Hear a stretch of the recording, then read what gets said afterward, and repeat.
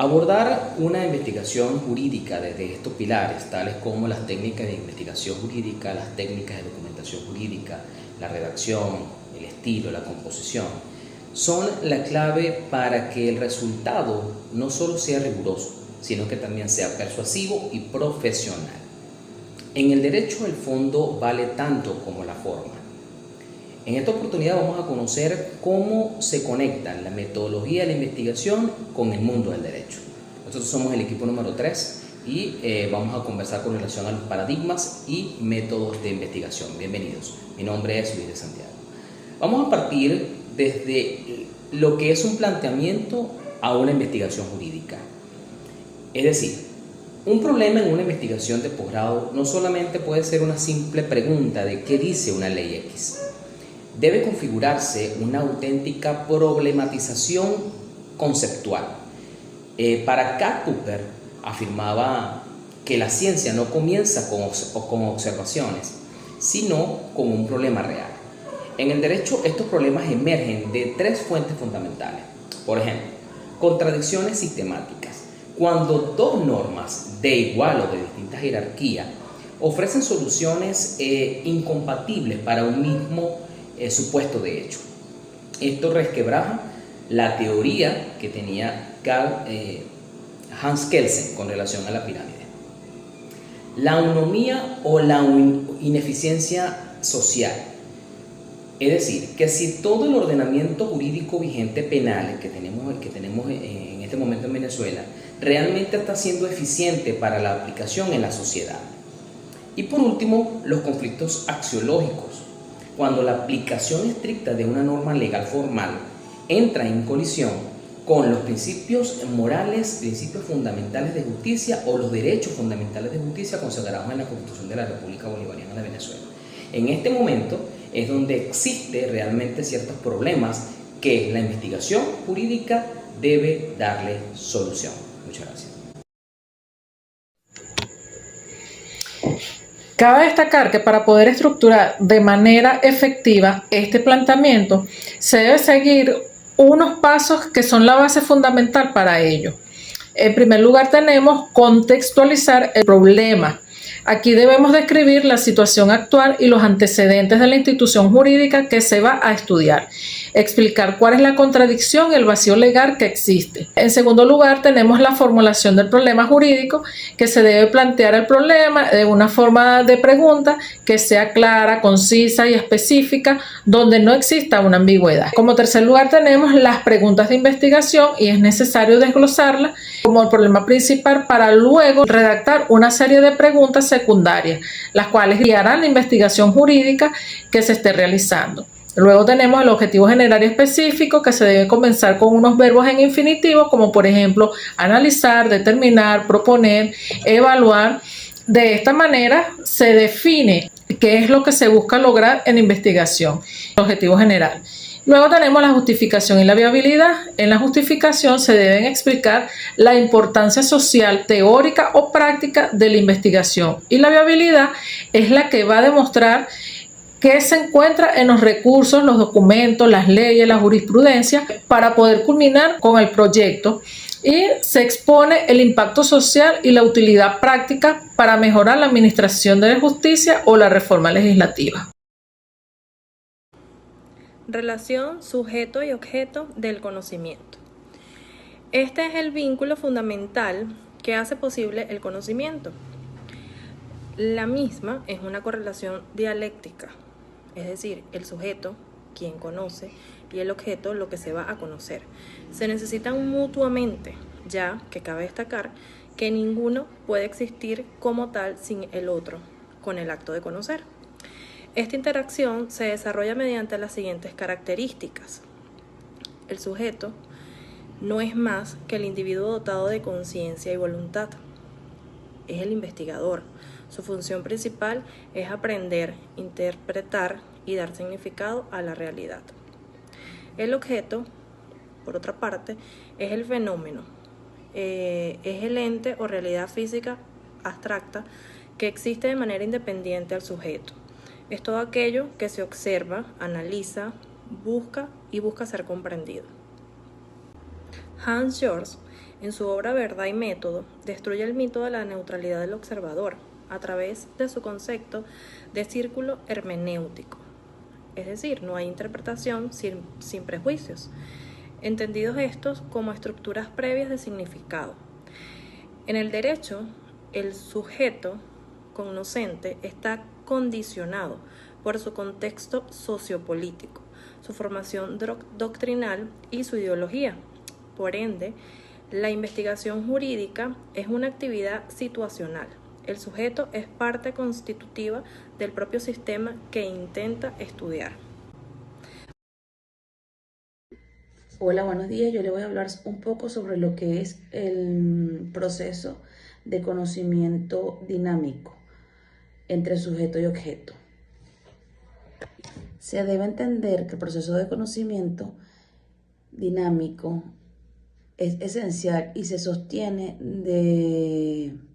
por la interacción activa entre ambos polos. De allí tenemos la asimilación, que es la aprehensión. En este sentido, el sujeto es el quien dirige su atención al objeto, extrayendo sus características, propiedades y esencia. Tenemos también lo que es la transformación, como señalan las perspectivas del materialismo dialéctico. El sujeto no solo observa de manera pasiva, sino que actúa sobre el objeto, modificándolo a través de la práctica y en consecuencia transformando su propia comprensión. También tenemos el objetivismo. Se puede ver el objeto como la pieza central, ya que esta es la que determina lo que el sujeto debe practicar o percibir, mejor dicho. Por otra parte, se ve el sujeto como un receptor, que es el que se encuentra como una página en blanco, el cual está destinado a extraer la información necesaria para su conocimiento y la verdad del mundo. También tenemos el subjetivismo, que también es conocido como el idealismo. En este punto, el sujeto cuenta con un rol activo y es a través de allí que se construye la realidad. También tenemos el constructivismo. Relación sujeto-objeto en materia penal. La relación sujeto-objeto de una investigación en materia jurídica penal es la que define cómo el investigador interactúa con el fenómeno criminal y la norma para producir así nuevos conocimientos. Esta relación que se presenta entre sujeto-objeto es de carácter dinámica y epistemológica, superando la neutralidad tradicional para entender el impacto social y práctico del derecho.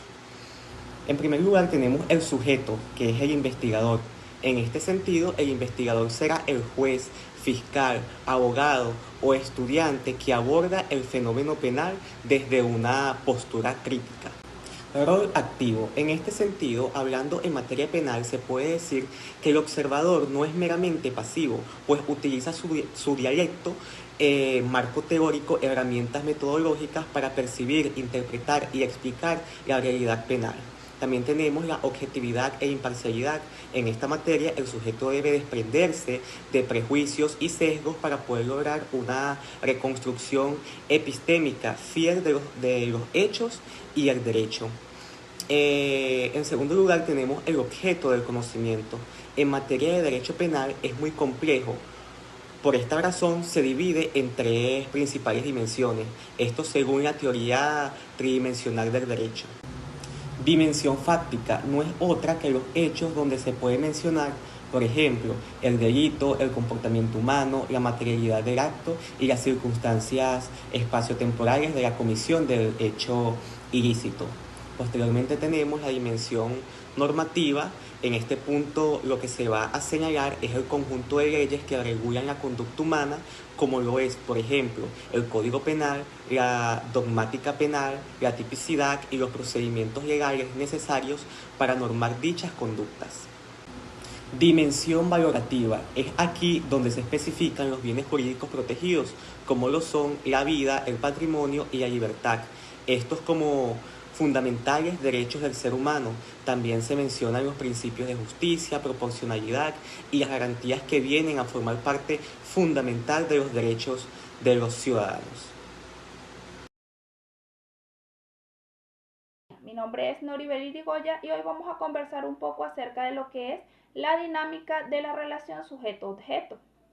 Bien, esta es una relación recíproca, es dialéctica, donde el investigador transforma el conocimiento jurídico al contrastar lo que es el deber ser, que en este caso sería la ley, con el ser, que no es otra cosa que la realidad de la administración de justicia, el hacinamiento carcelario y por supuesto la aplicación de medidas cautelares.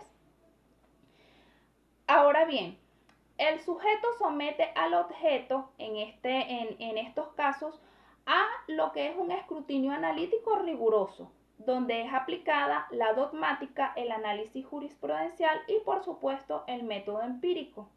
A su vez, el objeto, que es la realidad penal de lo que se está investigando, de cierto modo cuestiona, molesta y transforma el conocimiento previo que pueda tener o que pueda haber llegado a obtener el sujeto.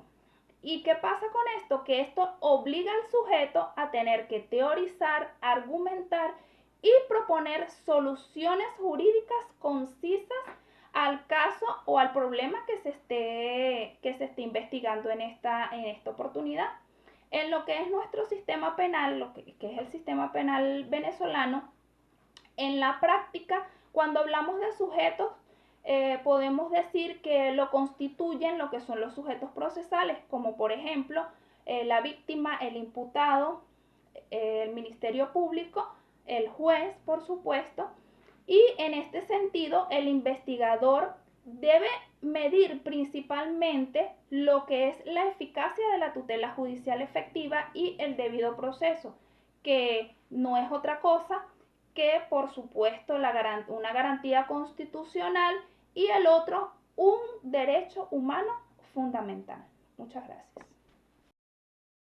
Buenos días, mi nombre es Mariolinda Ponte. Continuando con la exposición, en esta oportunidad le voy a hablar sobre lo que es la tridimensionalidad del derecho. La tridimensionalidad del derecho dentro de la investigación jurídica no es más que una teoría que concibe el derecho como una realidad compleja e integrada por tres dimensiones esenciales e inseparables. Ellas son el hecho, la norma y el valor. Su principal exponente es el jurista brasileño Miguel Reale.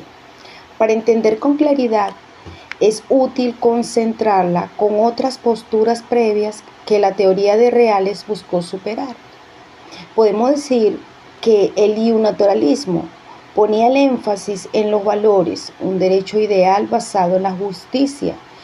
El iuspositivismo se centraba exclusivamente en la norma, el derecho positivo creado por el Estado, y el iusrealismo destacaba el derecho social como la verdadera fuente del derecho. Frente a estas visiones unilaterales, la teoría tridimensional propone una síntesis. Reale define el derecho como una integración normativa de hechos según valores. Frente a estas visiones unilaterales, la teoría tridimensional propone una síntesis. Como vuelvo y repito, Reale define el derecho como una integración normativa de hechos según valores, y esto significa que las tres dimensiones operan de forma dialéctica y no pueden extenderse por separado. Para entender mejor lo que son estas tres dimensiones dentro de lo que es la metodología jurídica, voy a dar brevemente una explicación de cada una de ellas. Por ejemplo, la dimensión fáctica, que es el hecho, en el derecho es un fenómeno social que surge de la interacción humana y se manifiesta en la realidad de una comunidad, en un tiempo, un lugar y en tiempos determinados. Se estudia desde la sociología o la historia del derecho. La dimensión normativa, que es la norma, el derecho es un conjunto de reglas, de conductas dotadas de coactividad que organizan la vida social y prescriben lo que se debe o no hacer. El objeto tradicional de la ciencia jurídica es dogmática. La dimensión axiológica, que es el valor, el derecho es portador de valores, principalmente la justicia, que le dan legitimidad y orientan su aplicación e interpretación. Como resumen podemos decir que la tridimensionalidad ofrece un marco para comprender que el derecho no es solo un conjunto de leyes frías, sino una realidad viva que busca organizar la sociedad como hecho a través de reglas que es. Daremos continuidad al tema hablando acerca del desglose de las tres dimensiones de la investigación. Para que un planteamiento de investigación de posgrado sea robusto, debe contemplar cómo deben interactuar estas tres dimensiones en su problema de estudio. A continuación, y como opción A, tenemos la dimensión fáctica o también el hecho. ¿En qué consiste? En comprender el acontecer social, los fenómenos económicos, políticos y culturales que generan la necesidad de una regulación, así como los efectos reales de la norma en sociedad. El soporte doctrinal en este caso está a cargo de Max Weber y Niklas Luhmann, ambos sociólogos, que establecen que el derecho es un subsistema social que reacciona ante los estímulos de otros entornos sociales. Con respecto al reflejo metodológico, este implica el uso de metodologías cualitativas y cuantitativas, tales como entrevistas, estadísticas y análisis de impacto económico, entre otros. Como opción B tenemos la dimensión normativa, la norma. ¿En qué consiste? En el estudio del derecho como ordenamiento lingüístico y prescriptivo. Analiza la validez formal, la vigencia de la estructura lógica de los procesos y la coherencia de las instituciones jurídicas. El soporte doctrinal establecido por Han Kelsen y Hart establece un concepto del derecho. Este establece que se analiza el derecho bajo las reglas de reconocimiento, adjudicación y cambio, velando por la estructura interna del lenguaje legal. Como reflejo metodológico de esta opción, tenemos que se utilizan métodos dogmáticos, exegéticos y hermenéuticos y de derecho comparado. ¿Ok? Como último tenemos la dimensión axiológica que hace referencia al valor. ¿En qué consiste? Bueno, esta analiza la dimensión ética y valorativa del derecho. Evalúa si la norma persigue fines de justicia, equidad, bien común y protección de igualdad humana. Por otro ámbito, el soporte doctrinal, establecido en este caso por Robert Alexy, establece que la teoría de los derechos fundamentales, al igual que John Rawls, la teoría de la justicia, en su pensamiento, estos establecen que el derecho posee una pretensión de corrección moral. Si una norma es radicalmente injusta, pierde su carácter jurídico, formal y rotundo. En cuanto al reflejo metodológico, podemos establecer que ésta acude a métodos analíticos, críticos y filosóficos y de argumentación jurídica principalista.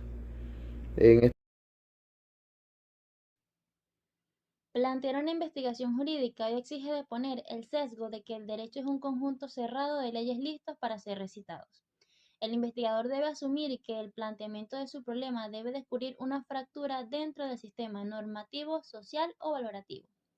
La relación sujeto-objeto en el derecho demuestra que todo investigador habla desde un lugar epistémico determinado. Reconocer la carga hermenéutica no debilita la investigación, sino que la dota de honestidad científica y rigor crítico. En el ámbito de la materia penal, la relación sujeto-objeto adquiere una dimensión particular, ya que las decisiones judiciales y los procedimientos penales están intrínsecamente relacionados con derechos fundamentales y el principio de legalidad. Esto resalta la necesidad de comprender cómo las acciones del sujeto, individuos o autoridades afectan a los objetos de estudio, leyes, normas y derechos de los acusados. Por último, la adopción de la teoría tridimensional de Miguel Reale provee al estudiante de posgrado la mejor herramienta metodológica disponible. Obliga a que cualquier problema de investigación, sea en derecho civil, penal o internacional, sea examinado bajo el triple filtro complementario: norma, hecho y valor. En conclusión, la investigación jurídica es un proceso complejo que requiere un entendimiento profundo de la relación entre el sujeto y el objeto, así como de las múltiples dimensiones del derecho. Este enfoque integral permite abordar los problemas legales de manera efectiva y fundamentada, contribuyendo así al avance del conocimiento jurídico y a la mejora de los sistemas de justicia.